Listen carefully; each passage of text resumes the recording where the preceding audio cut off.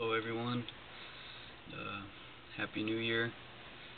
Corey Anderson here. This Sunday marks the start of our 8th week in the Master Key system.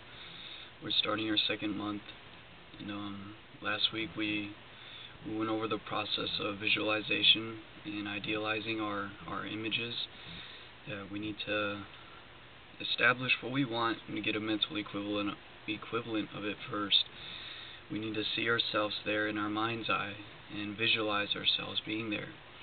And by doing that, it allows our mind to create more and more images and what we could do next to bring this vision we hold of ourselves to pass.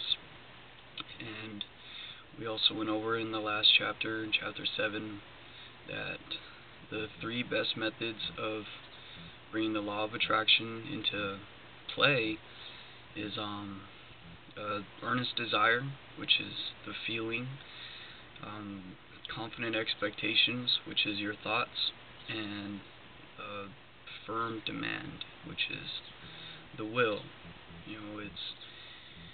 We're emotional beings, only as well as intelligent beings, and it is our emotions that give life and vitality to the images and thoughts that we hold, and that creates the feeling within ourselves.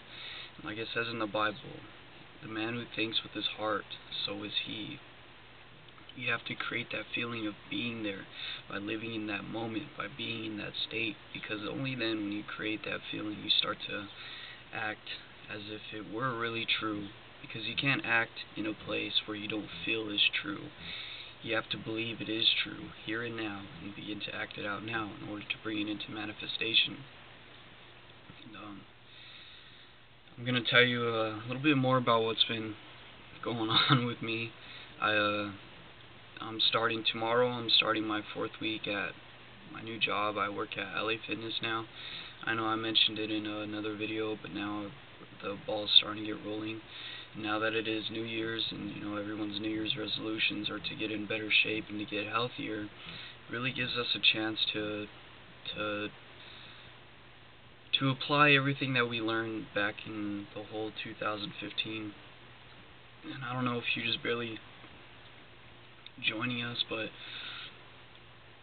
in 2015 I found what I wanted to do. I went to school for it. I got my NASM certificate to be a trainer. I went to West Tech College. It was a 8-month program. I did that while at the same time working at a full-time job. It was a lot of work. I needed to cook my own meals. I need to sleep as much as I can while still trying to find the time to exercise. Because in order to be a trainer, not only do you have to look the part, but you got to play the part. You got to be the part. You got to know the part. In order to do anything that you want to do, you have to be that person. And with these videos, like I said I was going to do it, and even when I don't really, feel too much in it as much as I started, I said I was going to do it, and I need to keep doing it. And this is what we need to do with any endeavor that we take, because you are always going to have those days and those times and those weeks and those months and those surroundings and those people that make you not want to feel that it is the right thing to do. But this was a goal I set out for myself, regardless of how I feel right now. I know it's not going to be that way forever, and we know just as long as we keep taking action and keep putting energy into it, it has no choice but to give something back, whether it's something big or not. Because my biggest goal is to inspire people to do better for themselves as well as for others, to grow themselves in every direction possible, physically, mentally, and also spiritually. With all that being said, let's go ahead and get started with part 8 and see what the start of our 2nd month has for us. So, Introduction, Part 8.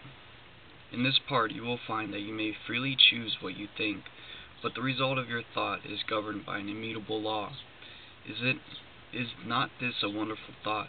Is it not wonderful to know that our lives are not subject to caprice or variability of any kind, that they are governed by law? This stability is our opportunity, because by complying with the law, we can secure the desired effect with invariable precision. It is the law which makes the universe one grand piano of harmony. If it were not for law, the universe would be a chaos instead of a cosmos. Here, then, is the secret of the origin of both good and evil. This is all the good and evil there ever was or ever will be. Let me illustrate. Thought results in actions. If your thought is constructive and harmonious, the result will be good. If your thought is destructive or inharmonious, the result will be evil.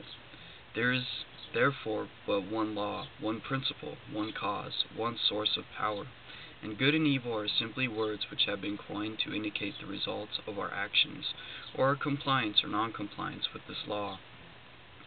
The importance of this is well illustrated in the lives of Emerson and Carlyle. Emerson loved the good, and his life was a symphony of peace and harmony. Carlyle hated the bad, and his life was a record of perpetual discord and inharmony. Here we have two grand men, each content upon achieving the same ideal, but one makes use of constructive thought, and is therefore in harmony with natural law. The other makes use of destructive thought, and therefore brings upon himself discord of every kind and character.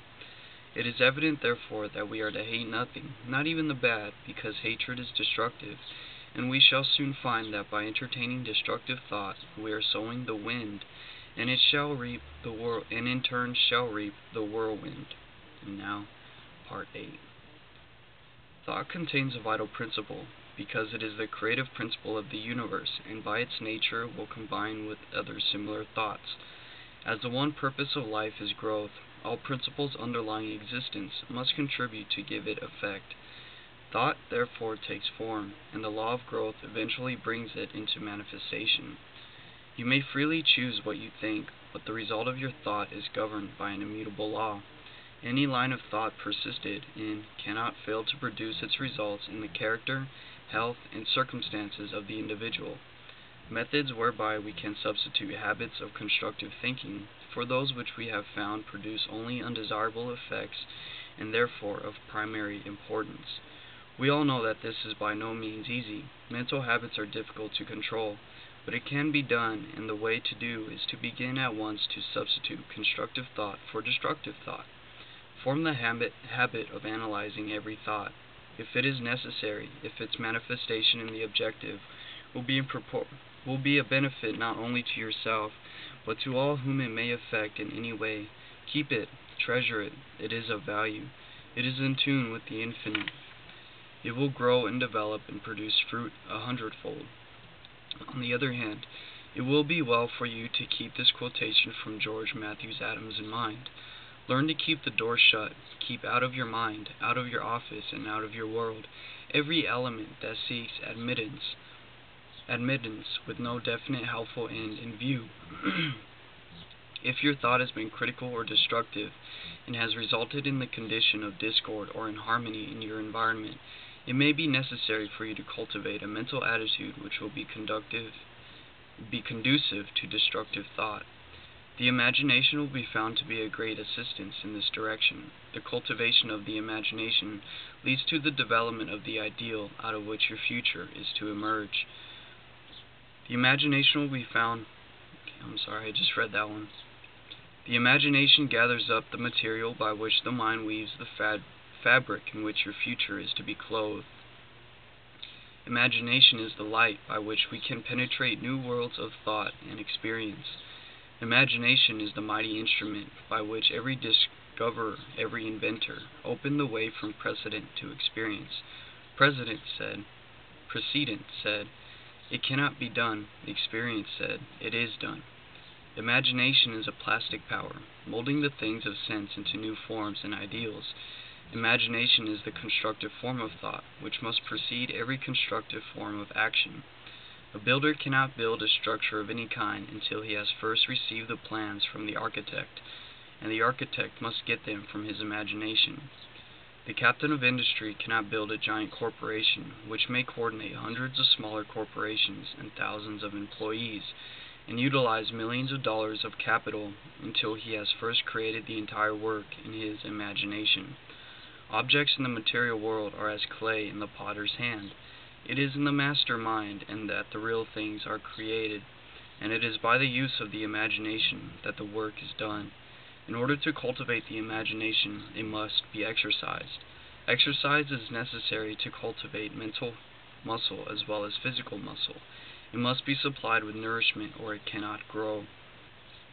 Do not confuse imagination with fancy, or that form of daydreaming in which some people like to indulge. Daydreaming is a form of mental dissipation, which may lead to mental disaster. Constructive imagination means mental labor, by some considered to be the hardest kind of labor, but if so, it yields the greatest rewards. For all the great things in life have come to men and women who had the capacity to think, to imagine, and to make their dreams come true.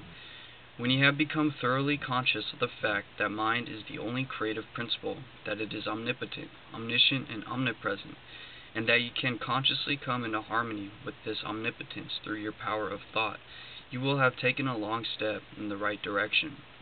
The next step is to place yourself in position to receive this power, and it is omnipresent. It must be within you. We know that this is so because we know that all power is from within, but it must be developed, unfolded, cultivated. In order to do this, we must be receptive, and this receptivity is required just as physical strength is gained by exercise. The law of attraction will certainly and unerringly bring you the conditions, environment, and experiences in life corresponding with your habitual characteristic, predominant mental attitude. Now, what you think once in a while when you are in church, not what you think once in a while you are in church, or have just read in a book, but your predominant mental attitude is what counts.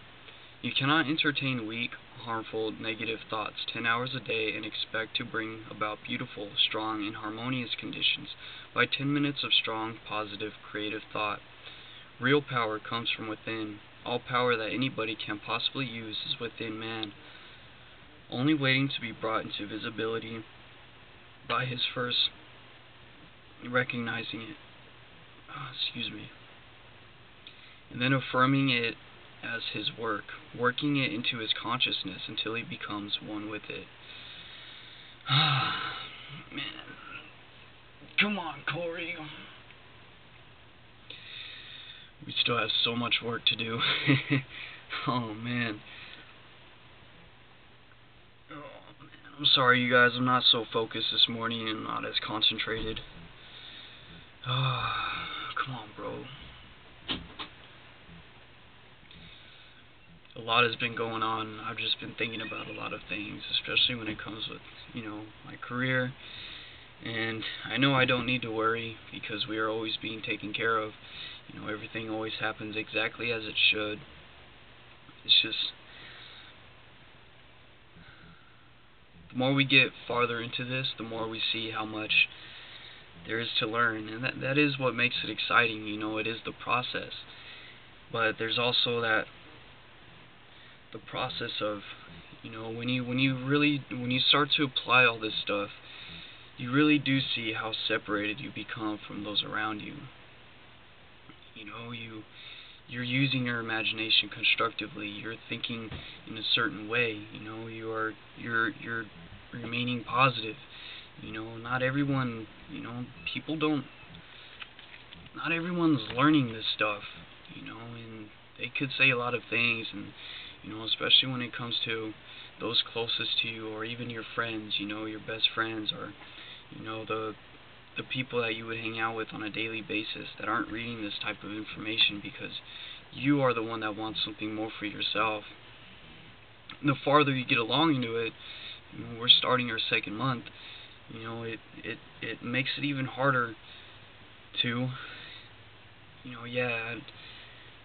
it's saying it's all on us, with our thoughts, or with us thinking a certain way. It has a lot to do with metaphysics, but there's always so much more than that, because you have that emotional connection and attachment to those things around you.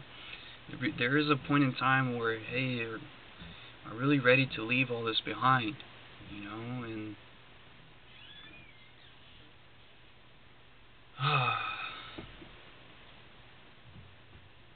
we're not getting any younger. Just keep going, bro. You said you were gonna do it. Let's do it. Okay.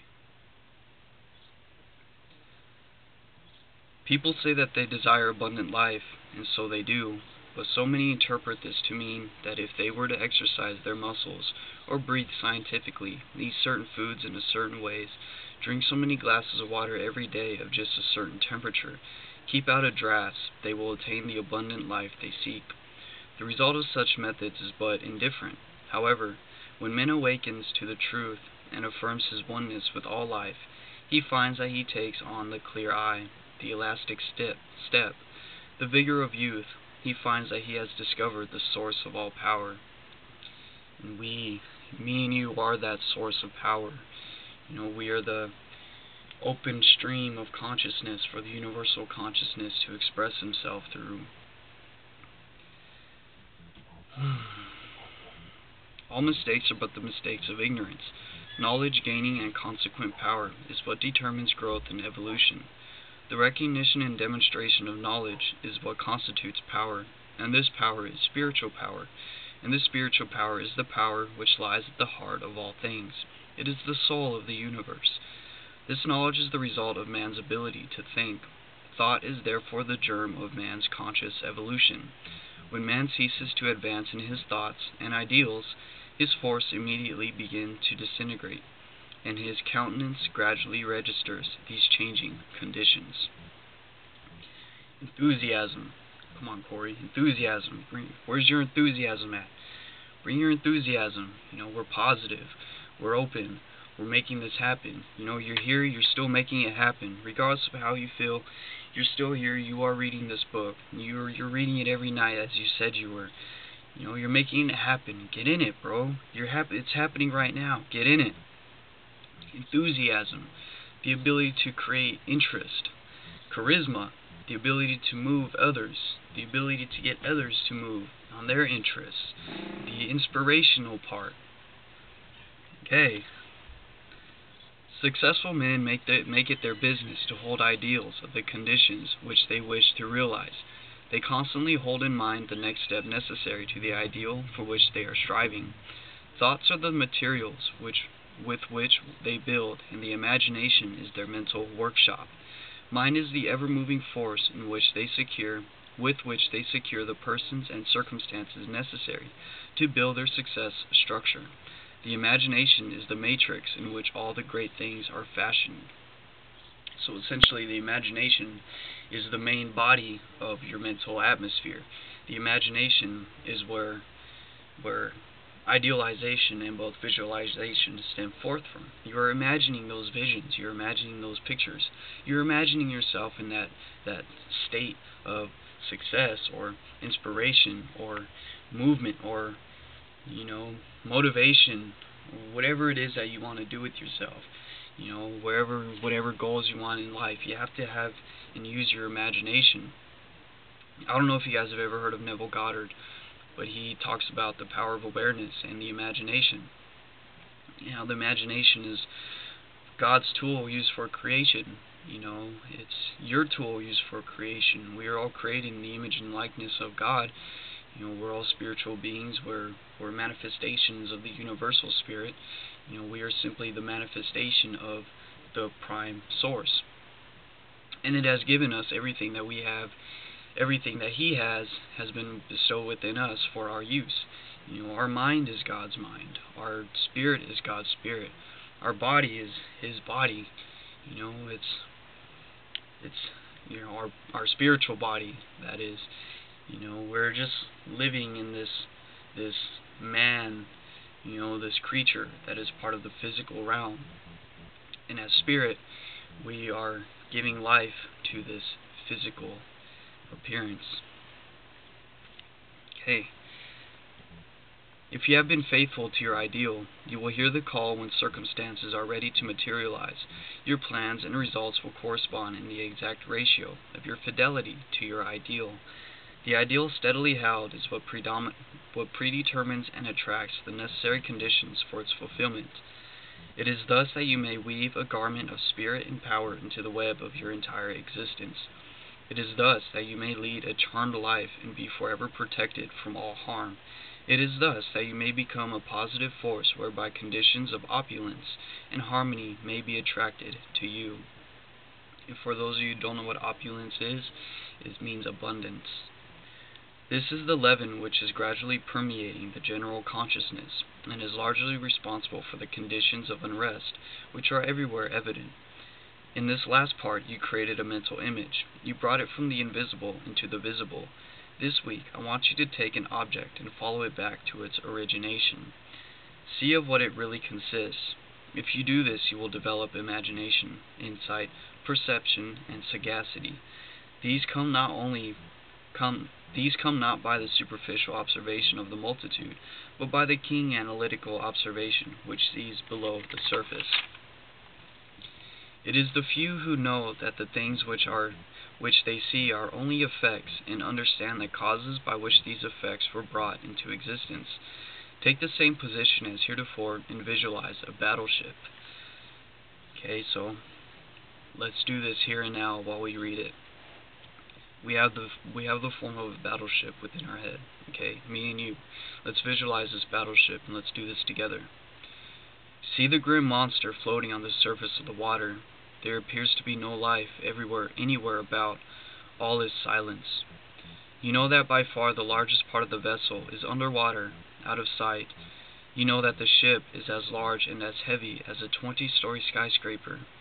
You know that there are hundreds of men ready to spring to their appointed task instantly.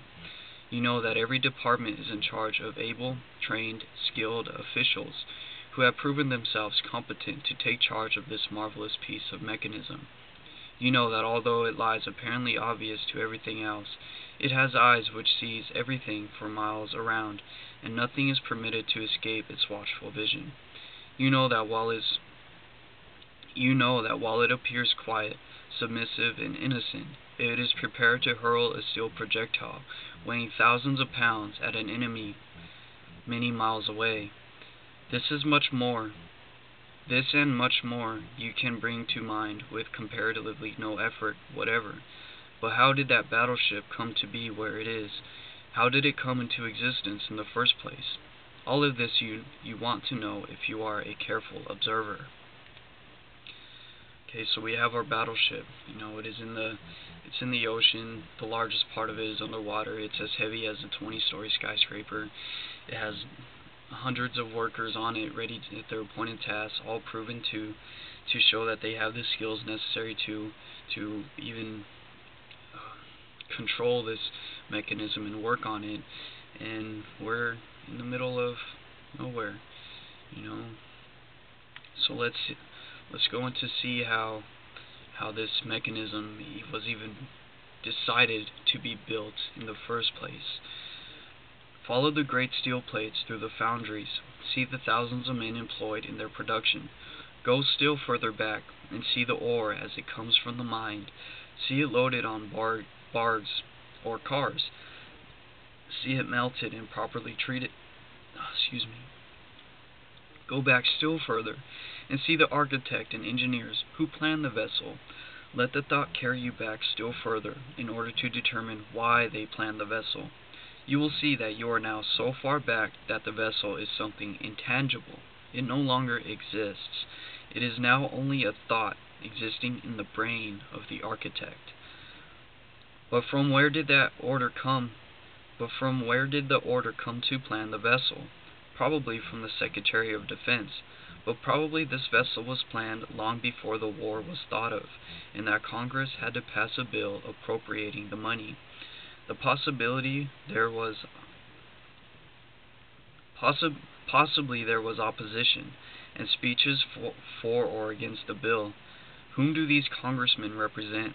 They represent you and me, so that our line of thought begins with the battleship and ends with ourselves. and we find that the last analysis that our own thought is responsible for this and many other things of which we seldom think, and a little further reflection will develop the most important fact of all, and that is, if someone had not discovered the law by which this tremendous mass of steel and iron could be made afloat upon the water, instead of immediately going to the bottom, the battleship could not have come into existence at all.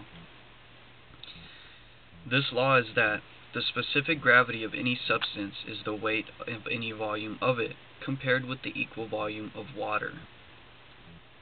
Oh. Let me repeat that one again. This law is that the specific gravity of any substance is the weight of any volume of it, compared with an equal volume of water.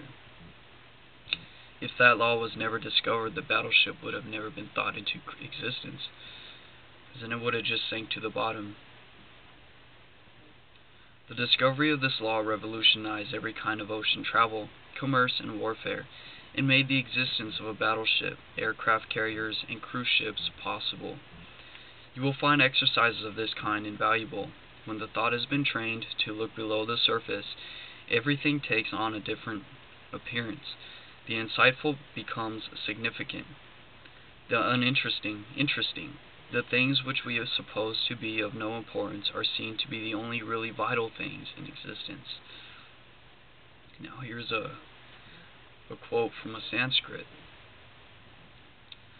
Look to this day, for it is life, the very life of life. In its brief course lie all the verities, and realities of your existence. The bliss of growth, the glory of action, the splendor of beauty. For yesterday is but a dream, and tomorrow is only a vision. But today well lived makes every yesterday a dream of happiness, and every tomorrow a vision of hope. Look well, therefore, to this day. From the Sanskrit.